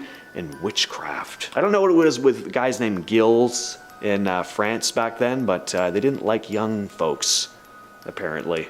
Number 3, Vlad the Impaler, the original vampire himself. If there's anyone in history that just feels like they stepped out of some portal from another dark dimension, it's this guy. Vlad was born in 1431. He was a tyrant renowned for his brutal methods of punishing enemies, often impaling them on long spikes. His reputation for cruelty gave rise to the legend that is Dracula, inspiring Bram Stoker's famous vampire novel. Alongside these gruesome acts, there are legends suggesting Vlad may have possessed otherworldly powers. Tales kind of hint at his ability to control the weather, summon dark forces, or even transform into a vampire-like creature. The line between fact and fiction often blurs with this guy. Some believe that his cruelty was more than human, that maybe he had something supernatural lurking inside him, some sort of dark entity from beyond. He just inspired this intense fear and awe in his time, and his brutality definitely unquestionable, but the idea of him being an actual vampire, most likely just legend, but fun to imagine. And at number 2, we have Jack the Ripper, a name everyone has heard before. One of the first cases of the type of modern day serial we hear about all the time now, only this man was never identified. Jack the Ripper terrorized the Whitechapel district of London in 1888 and remains one of the most infamous figures in criminal history. Victims were taken out in the most gruesome ways possible. They looked like they had been mauled to death by a 500-pound brown bear. Jack primarily targeted female workers of the night, brutally mutilating their bodies. The sheer level of ferocity of these attacks and the fact that he was never caught really has fueled the theories and speculations over the years about him. He taunted the police with letters that were apparently from him, signed as Jack the Ripper. There have been intensive investigations and a number of suspects that have kind of come up over the years that could have been him, but his true identity has never been definitively proven. Finally, we have Heinrich Himmler. Heinrich Himmler was a high-ranking German official during World War II. He had a deep and disturbing fascination with the occult. He believed he could summon dark forces to help him shape a new world order and tried to incorporate his beliefs into the ideology of the regime. He established a research institute to explore ancient and supernatural phenomena. Under his direction, he conducted these expeditions to search for evidence of Aryan origins, looking into topics like ancient artifacts, astrology, folklore, and this interest extended to the dark and the occult, as Himmler believed that tapping into these mystical forces would help the German forces gain more power and control. He promoted pseudo-scientific theories, obviously related to racial purity, and mysticism, and saw the SS almost as this more modern-day knightly kind of order. Such a bizarre side of the Second World War. It feels like something out of Hellboy, but this really was a thing. The German forces were really dabbling in this type of occult stuff at the time. Coming in at number 1 is Joseph Mengele. Joseph Mengele was a German officer and physician during World War II. Nicknamed the Angel of Death, he performed deadly experiments on prisoners, where he was a member of the team of doctors who selected victims to die in the gas chambers, and was one of the doctors who administered the gas. One of Joseph's most chilling characteristics was his double-sided facade. He would offer sweets to the young in the camp's kindergarten, then select them as subjects for lethal experimentation. His medical experiments showed no consideration for the victim's health, safety, or physical and emotional suffering. Now, he was particularly interested in identical twins, people with heterochroma iridum, eyes of 2 different colors, dwarfs, and people with physical abnormalities. He conducted forced sterilizations of prisoners, amputated limbs, and injected chemicals in eyeballs, and once sewed Romani twins back to back.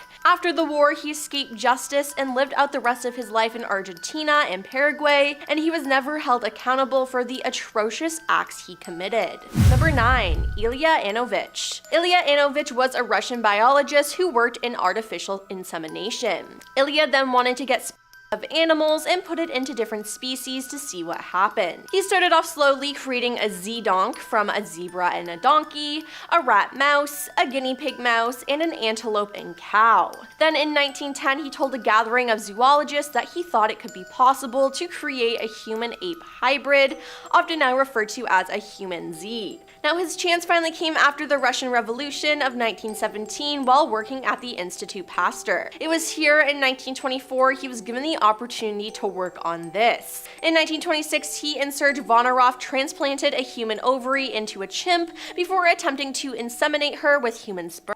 He attempted this 2 more times without success, so he then pitched an alternative approach. Take chimpanzees and implant it into African women without their knowledge or consent. Now, the plan was to pretend the insemination of a chimpanzee was merely a medical examination, letting them find out months afterwards when they gave birth to an exceptionally hairy and suspiciously good at climbing baby. Yeah. Now, thankfully, the French governor said no to the idea, but Ilya traveled further with 20 apes and was able to convince people to go along with it. 5 women or more volunteered for his experiment. Now, fortunately or unfortunately, no ape survived long enough at the ape nursery, and though he had women, Ilya found himself out of space.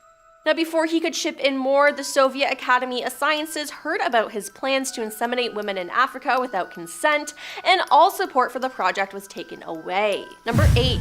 Shiro Ishii. Shiro Ishii was a Japanese war criminal, microbiologist, and army medical officer. He was the director of Unit 731, a biological warfare unit of the Imperial Japanese Army. He led the development and application of biological weapons during the Second Sino-Japanese War from 1937 to 1945, including the bubonic plague attacks of Chinese cities, and planned the Operation Cherry Blossoms at Night biological attack against the United States. Ishii and his colleagues also engaged in human experimentation, resulting in the of over 10,000 subjects. Experiments led under his command included vivisection of living people. Prisoners had limbs amputated and reattached to other parts of their body. Some prisoners had parts of their bodies frozen and thawed to study the resulting untreated gangrene, and humans were also used as living test cases for grenades and flamethrowers, and they were injected with strains of diseases disguised as vaccinations to study their effects. Now, for some reason, Ishii was later granted immunity in the International Military Tribunal for the Far East by the United States government in exchange for information and research for the U.S. Biological Warfare Program. Now, Ishii's immunity deal was concluded in 1948, and he was never prosecuted for any war crimes or crimes against humanity, and his exact whereabouts or occupation were unknown. Number 7. Mao Zedong. Mao Zedong was a Chinese politician, communist philosopher, military strategist, and revolutionary who was the founder of the People's Republic of China, PRC, PRC, which he led as the chairman of the Chinese Communist Party from the establishment of the PRC in 1949 until his death in 1976. Mao sought to protect China from foreign influence and grow China's agricultural and industrial power through a program called the Giant Leap Forward. Now, unfortunately, this initiative was a huge failure that caused widespread famine and economic collapse. Then, Mao's government tried to cover up the failure. Anyone who spoke out against the program was labeled as a right opportunist and would be arrested or have their life ended. In the end, over 45 million people died under his leadership. Now hey, there's nothing wrong with owning up to your mistakes, and I think that's something Mao should have done instead of trying to just gaslight everyone. Number 6. Elizabeth Báthory. Elizabeth Báthory was a Hungarian noblewoman and alleged serial slayer from the family who owned land in the Kingdom of Hungary, now Slovakia. Elizabeth and 4 of her servants were accused of tormenting and ending the lives of hundreds of girls and women between 1590 and 1610. Her servants were put on trial and convicted, whereas Elizabeth was imprisoned within the castle of Sajay. Michael Farron, a writer, said in 1999 that the accusations against Elizabeth were supported by testimony from more than 300 individuals, some of whom described physical evidence and the presence of mutilated, dead, dying, and imprisoned girls found at the time of her arrest. Now, stories about Elizabeth, though, then quickly became part of national folklore. Legends describing her vampiric tendencies, such as the tale that she bathed in the blood of virgins to retain her youth, were generally recorded years after her death. Number 5. Francisco Macias Nguema. Francisco Macias Nguema is viewed as one of the most brutal dictators in history. Under his rule, Equatorial Guinea was nicknamed Dachu of Africa. According to historians, Francisco may have been a psychopath as he suffered from mental illness and suffered psychological trauma as a child. Now, some of his evil reign is that on Christmas Eve 1969, Francisco had 186 suspected dissidents in the National Football Stadium in Malabo as amplifiers were playing Mary Hopkins' song "Those Were the Days." 150 of the dissidents were shot or hanged, and the others were forced to dig ditches in which they were buried up to their necks and eaten alive by red ants over the next few days. As time went on, Francisco became incredibly paranoid, which included mandating the death of those who wore glasses, banning the use of the word intellectual, and destroying boats to stop his people from fleeing from his rule, and fishing was banned. He was known to order entire villages to die just to eliminate one suspected dissident. His prisons, most importantly Black Beach, were notorious for human rights abuse, as prisoners were humiliated, starved, tormented, and had their lives ended without due process. Number 4. Leopold II of Belgium. Leopold II of Belgium was the second king of the Belgians from 1865 to 1909 and the founder and sole owner of the Congo Free State from 1885 to 1908. Disguised his work and made it seem humanitarian, whereas he had sinister motives and was using forced labor to move Congolese resources. Leopold II took ownership of Congo and treated it like his personal property, as he referred to himself as the proprietor, and in an attempt to govern the people and their land, all sorts of inhuman and unthinkable methods were used. Now, sadly, Congo was looted and exploited for its natural resources, ivory, and rubber. Leopold II was a brutal master, and by the time he was done with Congo, the country had lost a lot of its people. Now, otherwise known as the Butcher of the Congo, Leopold II constantly enslaved and exploited the people, and the people were forced to work without pay, and he would amputate the hands of men, women, and the young when the quota of rubber was not met. By the end of his rule, about half of the population was dead. Number 3. Rafael Trujillo Molina. Rafael Trujillo Molina was a Dominican dictator who ruled the Dominican Republic from August 1930 until his assassination in May 1961. He served as president from 1930 to 1938 and again from 1942 to 1952, ruling for the rest of the time as an unelected military strongman under figurehead presidents. Now, his rule of 31 years is considered one of the bloodiest and most corrupt regimes in the Western Hemisphere and centered around a personality cult of the ruling family. Rafael's security forces were responsible for as many as 50,000 deaths. His domestic policy was built on terror, fear, and total compliance with his will. People called him El Jefe, the chief or the boss, and were utterly obedient towards him and his regime. Resistance was dealt with harshly, and any rebel usually ended up disappearing from the face of the earth. He also hated Haitians, and he ended the lives of every immigrant who was brave enough to speak negatively about the regime and Dominican Republic outside of the country. Almost nobody was safe in their asylum, and no Dominican citizen could leave the country without Rafael's permission. attention. He simply knew everything about everyone and was like a big brother figure. Number 2. Caligula, the third Roman emperor. Ruling the Roman Empire from 37 to 41 AD, Caligula was known to be sadistic, wild, and extravagant. In the first 3 months of his reign, he had 160,000 animals sacrificed. Later, he caught a brain fever and he was known to be mentally ill, believing he was a god. He felt prisoners should know a very painful death and began to end people's lives by causing them as much pain as possible. Many prisoners were fed to the caged wild panthers, lions, and bears, and if he disliked a gladiator, he would beat them over days until they died. Now, he was known to be so cruel that people would end their own lives rather than face him and his slow, lingering deaths. He also forced husbands to give him their wives, and he himself committed unethical practices with his sisters. And coming at number 1 is Idi Amin. Idi Amin was a Ugandan military officer and politician who served as the 3rd president of Uganda from 1971 to 1979. Now, he ruled as a military dictator and is considered one of the most brutal despots in modern world history.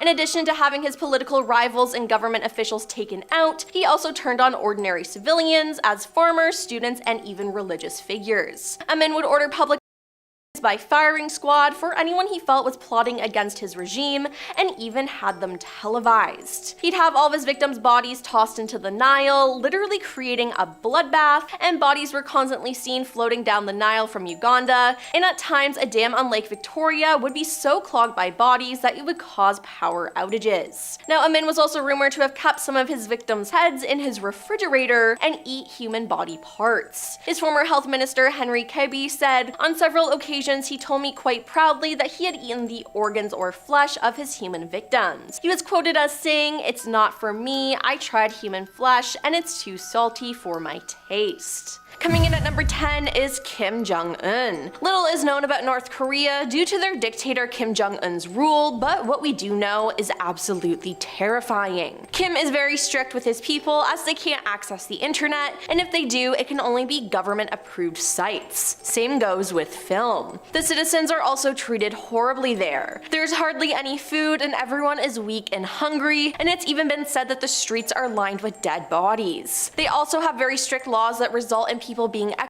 or sent to prison camps, which are one of the worst forms of torment. A former guard likened the prisoners to walking skeletons, dwarfs, and cripples in rags, and he estimated that about 30% of the prisoners had deformities such as torn off ears, smashed eyes, crooked noses, and faces covered with cuts and scars resulting from beatings and other mistreatment, and that those people were still forced to work. They had to do hard physical labor in agriculture, mining, and inside factories from 5 a.m. to 8 p.m., followed by ideological re-education and self-criticism sessions. Now, prisoners there are forced to sleep in a room with 80 to 90 people in 30 square meter flea-infested rooms, and are only occasionally allowed to use the toilet, which there is one for about every 300 people, and may only take a shower after several months. No one should have to live like that, it's horrible, and this is just the stuff we do know. Kim is so secretive, I fear we don't know the true horrors of what goes on in North Korea. Number 9. Pedro Lopez. Known as the Monster of the Andes, Pedro Lopez is currently the second most prolific serial slayer in recorded history. Between 1969 and 1980, he claimed the lives of at least 110 girls throughout northern South America. However, he personally claims to have ended the lives of over 300 at a rate of 3 victims per week. He was finally arrested in 1980 and remained imprisoned until 1994. Then soon after his confession, he directed the authorities to the bodies of 53 victims, and his confession soon led to the confirmation of a total of 110 bodies in Ecuador.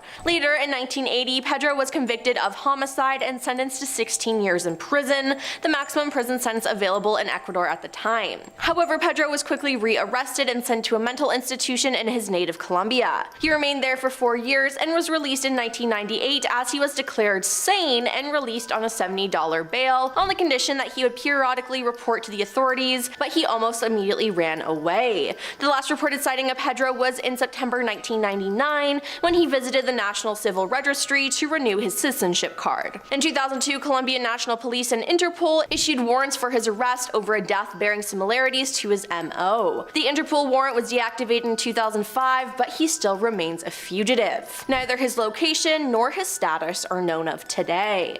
Number 8.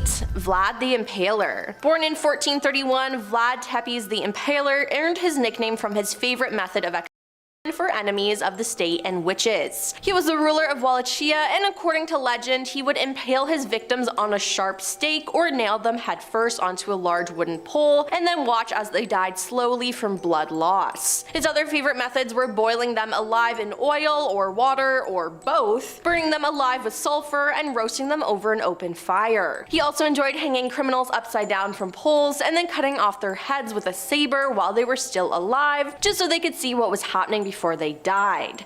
Yeah, I wouldn't want to get on his bad side. Number 7. Genghis Khan. Genghis Khan was the founder and first Khagan of the Mongol Empire, which later became the largest adjoining land empire in history. Having spent the majority of his life uniting Mongol tribes, he launched a series of military campaigns which conquered large parts of China and Central Asia. In the 13th century, he ended the lives of so many peasants that the carbon dioxide levels in the atmosphere were significantly reduced as a result. During his 21-year reign, his destructive armies were responsible for the up to 40 million people. Now, with so many people gone and nobody left to farm the lands owned by peasants, nature went back to its true form and grew back into carbon-absorbing forests. Now, it's estimated that 700 million tons of carbon were wiped from the atmosphere, which, to put in perspective, is around the same amount of carbon dioxide generated in a year through global gasoline consumption. While that was good for the environment, it wasn't good for the people who lost their lives. He then died in August of 1227, but his death was kept a closely guarded secret. According to legend, Genghis Khan's last words were to a few faithful followers, which were, "I have conquered for you a large empire, but my life was too short to take the whole world. That I leave you." Now that is also absolutely terrifying to hear.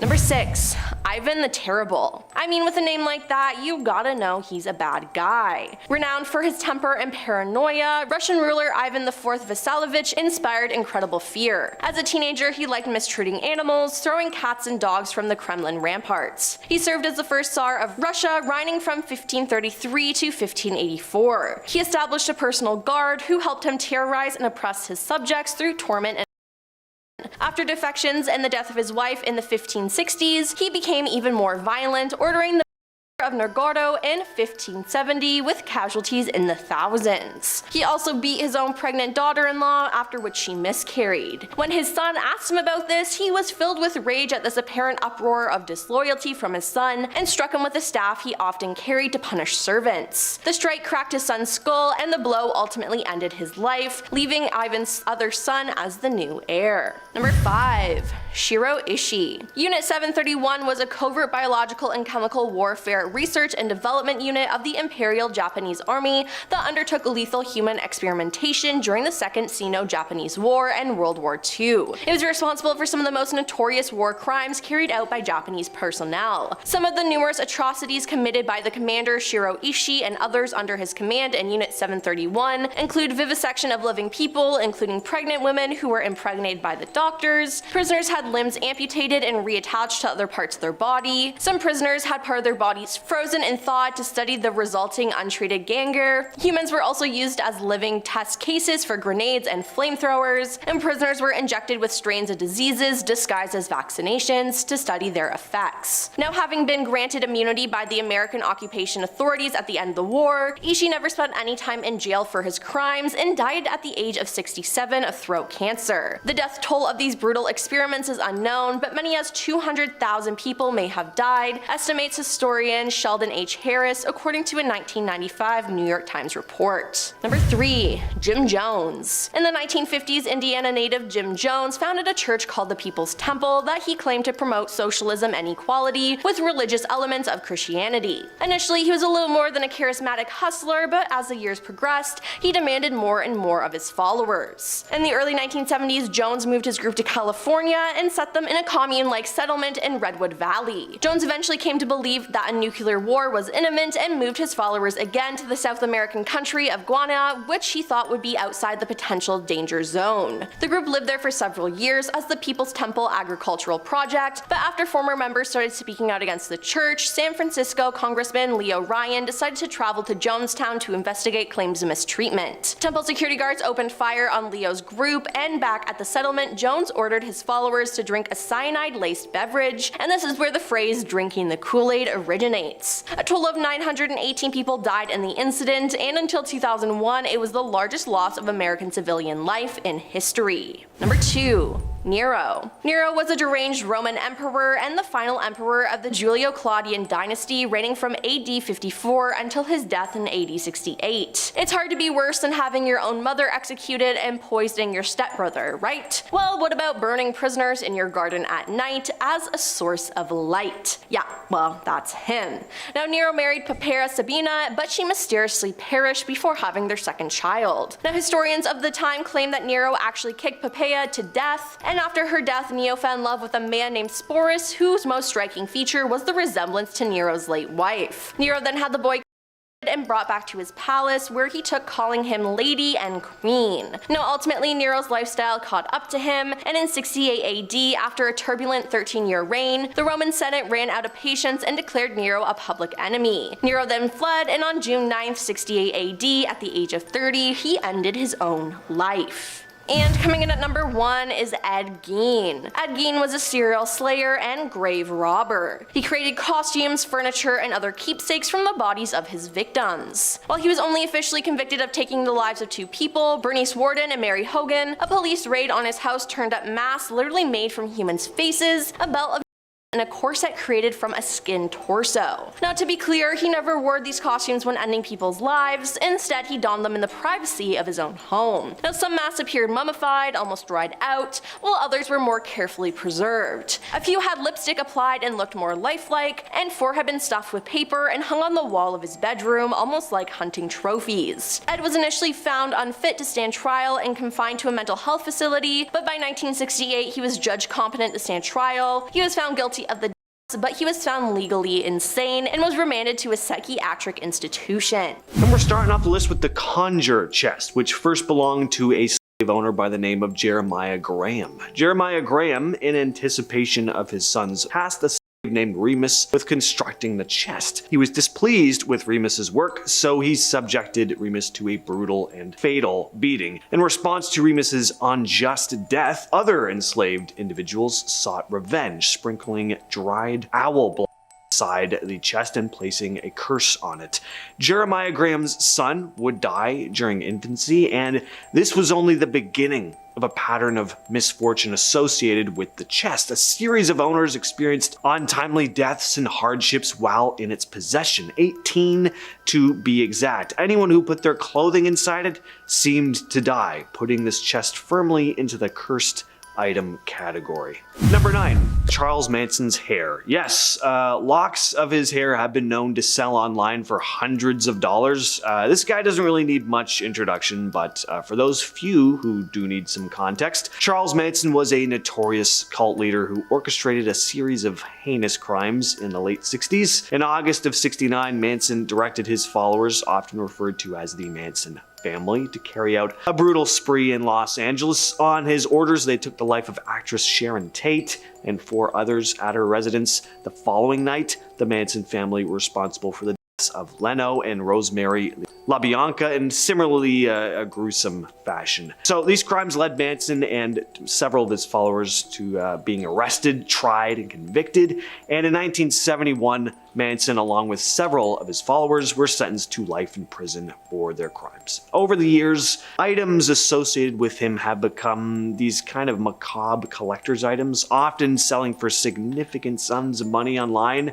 Again, for instance, locks of his hair, which were reported to have been sold for as much as $800. There's even like half-eaten food that he was eating in jail that's sold online.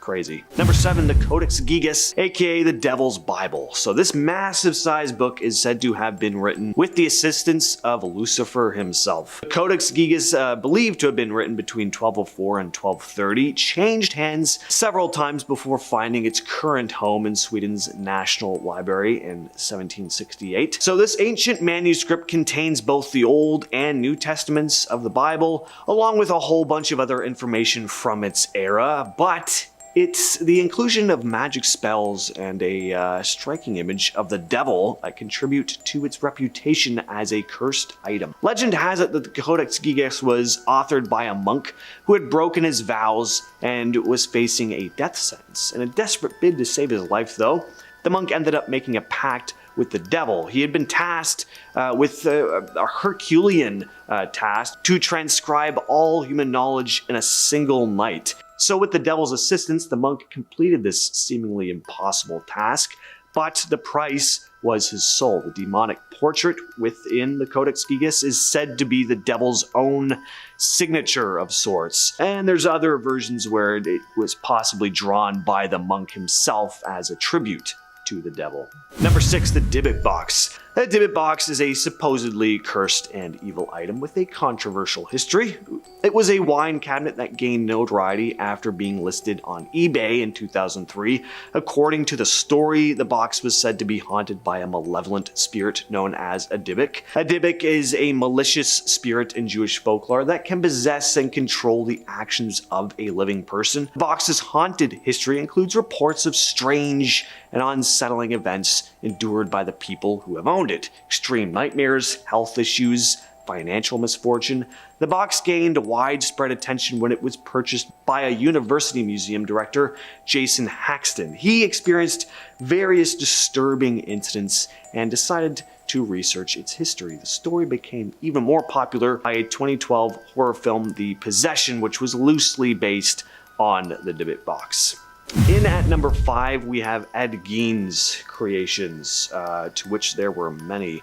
Born in 1906 in Wisconsin, Gein was a reclusive, disturbed man. He came to the attention of law enforcement in 1957 when he was arrested for the disappearance of a local woman, Bernice Warden. When cops searched Gein's property, they discovered a horrifying collection of artifacts. Gein had fashioned lampshades, belts, and a variety of other items using human skin, and he had preserved various body parts, including heads and organs, in his home. Gein's actions were inspired by this morbid obsession he had with his deceased mother. Anyway, he was found guilty of his disturbing crimes and declared legally insane. Gein spent the rest of his life in a mental institution until his death in 1984. As to where all these disgusting items are now, they burned in a fire. His collection was going to be sold at an auction, but coincidentally, his home burned down in a fire the night before the auction was going to take place. Seems as if someone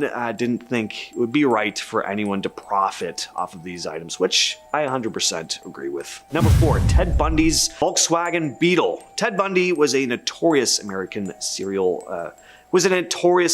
criminal who confessed to taking the lives of more than 30 women during the 70s. He lured many of his victims by pretending to be injured and asking for help, often approaching them in his nondescript Volkswagen Beetle. This car, a 1968 Volkswagen Beetle, which is now displayed at the Alcatraz East Crime Museum.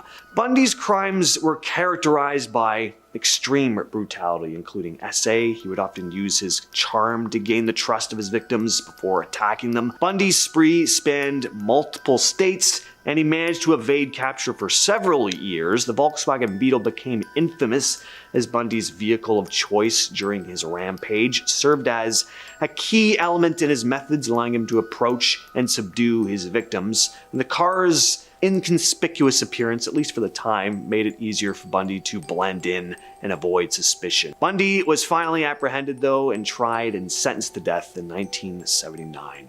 Next on the list is the Woman from Lem statue. Discovered in 1878 on the Mediterranean island of Cyprus and estimated to date back around 3000 BCE, the figurine depicts a seated female figure with her hands on her stomach and is made of limestone. Legend has it that the curse of the Woman of Lem was unleashed when the statue was first removed from its original location. According to the lore, those who possess or handle the statue experience a string of unfortunate events, accidents, financial ruin, and even death, earning the statue the ominous nickname Goddess of Death. Every owner of the statue reportedly lost their life, or several family members, within a short time span after acquiring it, and the curse persisted through generations, leading to the last owners leaving the statue to their two sons, who, in an attempt to break the cycle of tragedy, eventually donated it to a museum. Even within the museum, though, the curse appeared to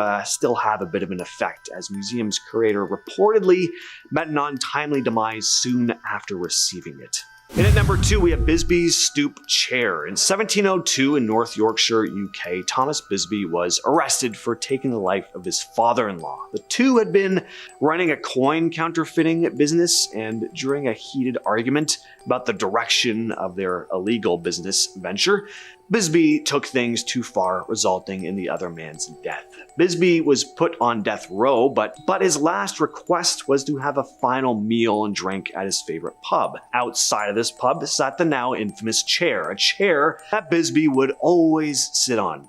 On this day, though, while drunk, he cursed the chair out loud, claiming that whoever would sit in it from that day forth would be met with terrible misfortune. And over the years, some strange occurrences took place, including untimely deaths, which some attributed to the supposedly cursed chair. It's now held in Thirsk Museum, hung on the ceiling so that no one can try their hand at sitting in it. Finally, though, we have Pogo the Clown. This is a painting by the notorious serial killer John Wayne Gacy. John Wayne Gacy had the facade of a happy, innocent man, entertaining at parties as his Pogo the Clown character, but behind closed doors, he was nothing like what he seemed. He was a true monster. Between 1972 and 78, Gacy took the lives of 33 boys in the most sickening way possible.